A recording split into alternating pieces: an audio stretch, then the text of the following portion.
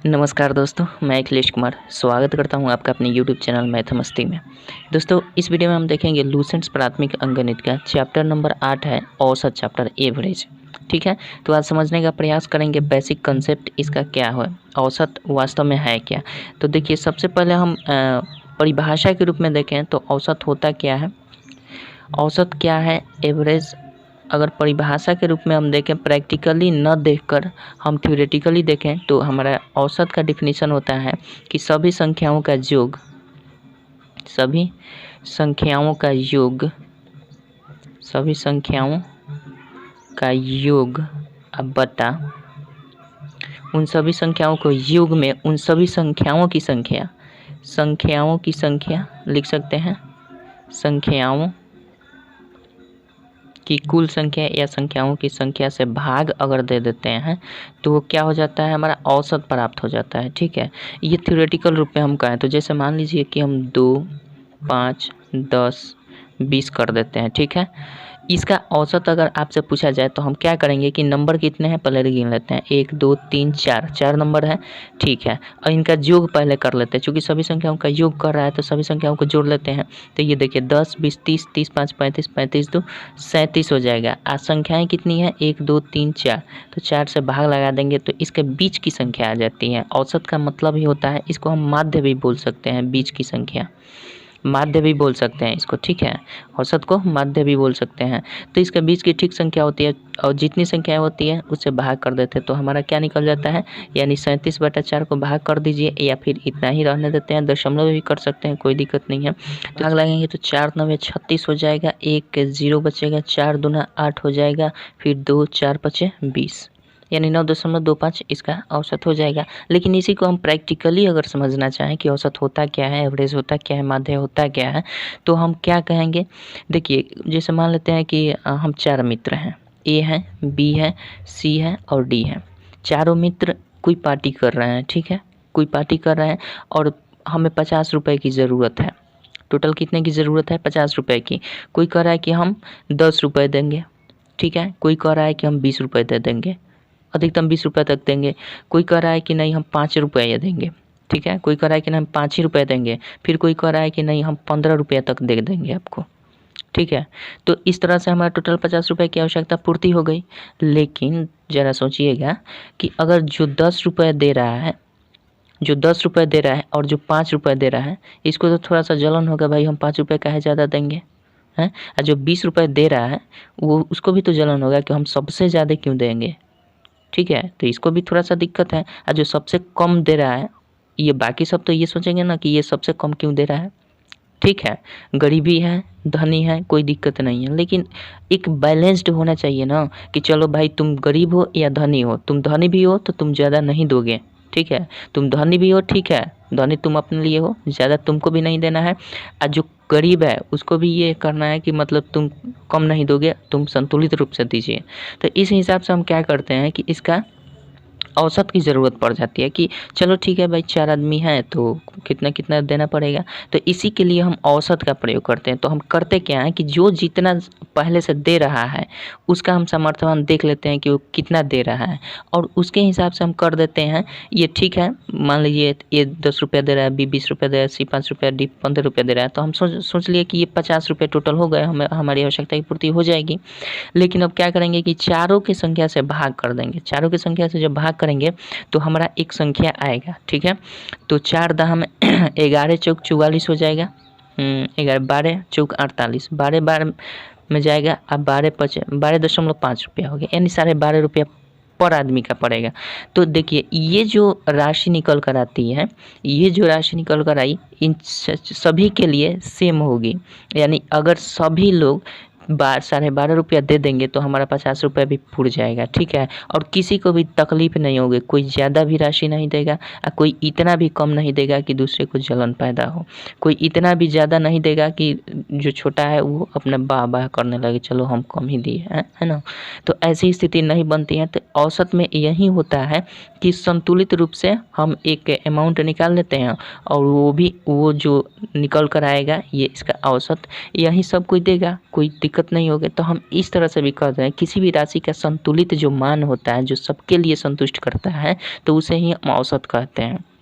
ऐसे भी कह सकते हैं वह राशि जो सबको संतुष्ट कर दे उसे औसत कहते हैं। अब देखिए तो सबको संतुष्ट कर दे कि नहीं, ए भी नहीं कहेगा कि तुम ज़्यादा दे रहे हो, बी भी नहीं कहेगा कि तुम ज़्यादा दे रहे हो, सी भी नहीं कहेगा कि तुम ज़्यादा दे रहे हो, डी भी नहीं कहेगा कि तुम ज़्यादा या कम दे रहे हो, यानी सबको 12.5 रुपये देना पड़ रहा है। तो इससे कोई विवाद भी नहीं होगा और सबको मजबूरन देना पड़ेगा। जो गरीब है वो अपना समझे, जो धनी है वो तो उसके लिए ठीक ही है, क्योंकि 20 रुपया जहाँ दे रहा था वो 12.5 रुपये देना पड़ा है। तो इसके लिए भी सही है, इसके लिए भी अब ये समझे कि ये देगा कि नहीं देगा, है ना।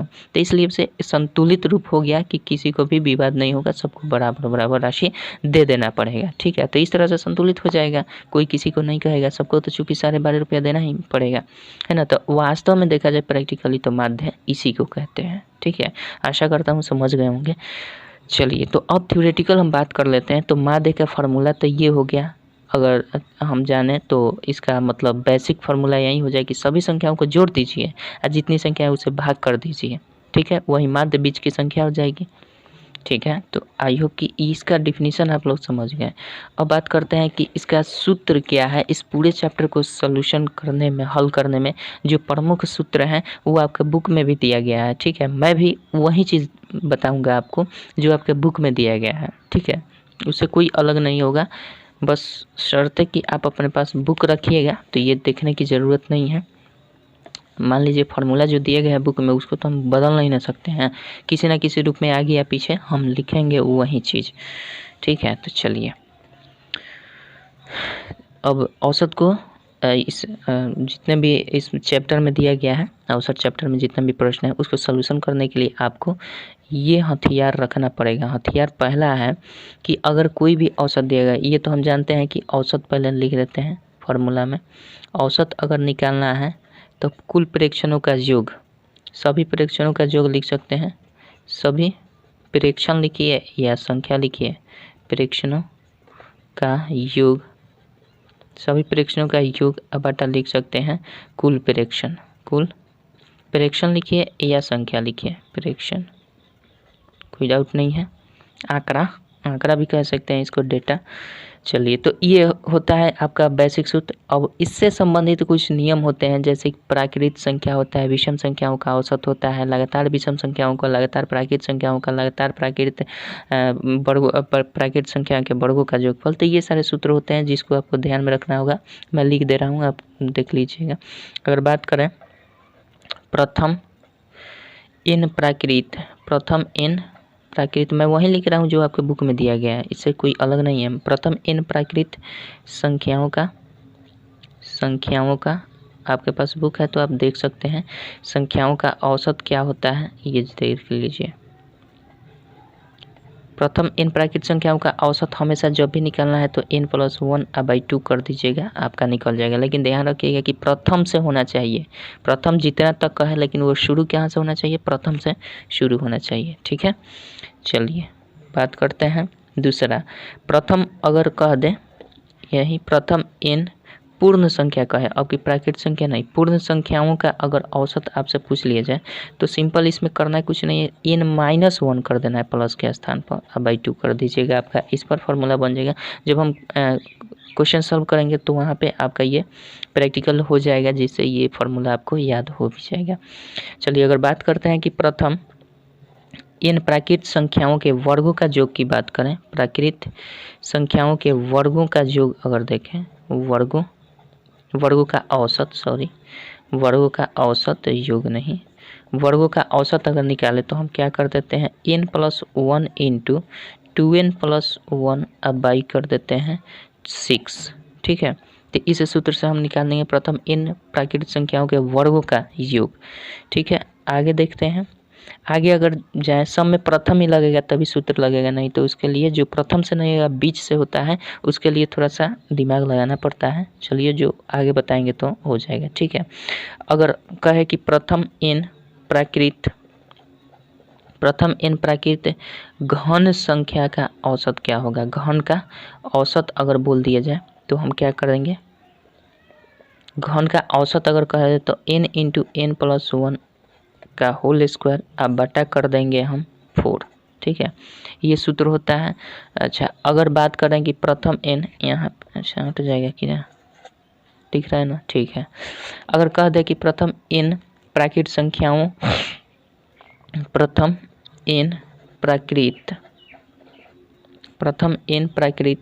सम संख्या का औसत क्या होता है? सम संख्या का औसत, प्रथम n प्राकृत सम संख्या का औसत कहें तो जब भी सम संख्या का औसत कहें ना तो उसमें सिंपल n + 1 कर दीजिएगा, वही आपका हो जाएगा। अगर प्रथम n विषम संख्या कह दे, प्राकृत विषम संख्या, प्रथम n प्राकृत विषम संख्याओं का औसत अगर कह दे तो वही संख्या हो जाता है उसका औसत, ठीक है, वही संख्या उसका औसत हो जाता है। चलिए अब बात करते हैं, एक और सूत्र है आपका। अगर कह दे कि x के प्रथम n गुणज का औसत ज्ञात करें, n गुणज का औसत ज्ञात करना है। x के प्रथम n गुणज का, एक n का गुणज कहिए या फिर उसका अपवर्त कहिए या फिर उसका पहाड़ा कहिए, मैंने बताया है एलसीएम और एचसीएफ चैप्टर में बहुत बढ़िया से। तो n गुणज का औसत अगर कहे, गुणज का औसत, तो हम क्या करेंगे, इसका औसत का फार्मूला होता है डायरेक्ट x × n + 1/2 कर दीजिएगा, आपका आ जाएगा, ठीक है। चलिए अब बात करते हैं एक चीज़ और कि वैसा श्रेणी अगर मिल जाए जहाँ सभी पदों का औसत क्या होता है, अगर क्रमागत रूप से अगर दिया हो, जैसे मान लीजिए कि 2 है, 4 है, 6 है, 8 है, ये तो क्रमागत रूप से नहीं है, मतलब क्रमागत रूप से है। क्रमागत रूप क्या किसे कहते हैं, तो किसी भी संख्या का क्रमागत रूप तभी होता है जब उन सभी संख्याओं में अंतर और उसके आगे बढ़ने की प्रक्रिया समान अंतर से होती है, तो वही क्रमागत संख्या होती है, ठीक है। जैसे यहाँ से देखें तो इनके बीच के अंतर कितना है, 2 का, इसके बीच का अंतर 2 का, इसके बीच का अंतर 2 का है। तो जब भी क्रमागत संख्या कह देना तो क्रमागत संख्याओं का औसत हमेशा क्या करते हैं कि फर्स्ट कर लेते हैं, फर्स्ट संख्या ले लेते हैं और लास्ट संख्या ले लेते हैं प्लस लास्ट नंबर, ठीक है। फर्स्ट नंबर लास्ट नंबर अब /2 कर देते हैं, तो हमारा क्या हो जाता है कि इन क्रमागत संख्याओं का औसत बराबर आपका फर्स्ट प्लस लास्ट /2 कर देंगे तो हमारा आ जाएगा आपका औसत, ठीक है। तो जब भी क्रमागत संख्या का है, चाहे वो जहाँ से शुरू हो, ये नहीं कि प्रथम से शुरू करें, जरूरी नहीं है कि इसमें प्रथम से ही करें, कहीं से भी शुरू कर देगा, लेकिन बस ध्यान ये रखना है कि क्रमागत होना चाहिए, क्रम से आने वाली संख्या, मतलब उनके बीच का अंतर। जब भी दो क्रमागत संख्या बोला जाए तो हमेशा ये देखना है कि प्रत्येक के बीच का अंतर बराबर होना चाहिए, उसी को हम क्रमागत संख्या बोलते हैं, ठीक है। जैसे हम मान लेते हैं, यहीं पर लिखते हैं 20 लिख दिए, 30 लिख दिए, 40 लिख दिए, 50 लिख दिए और 70 लिख दिए। बताइए क्रमागत संख्या है, क्रमागत संख्या है।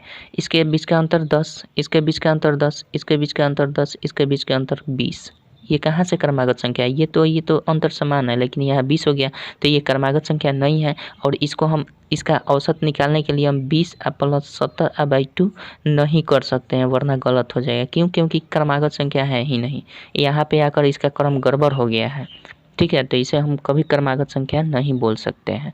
आशा करता हूँ समझ रहे होंगे क्रमागत संख्या किसे। तो जहाँ से भी कहीं से भी शुरू हो जाए, अगर यहाँ पे 60 होता तब हम कर सकते हैं 20 और 60 दोनों को जोड़कर और 2 से डिवाइड कर देते हैं, हमारा औसत निकल जाता है, ठीक है।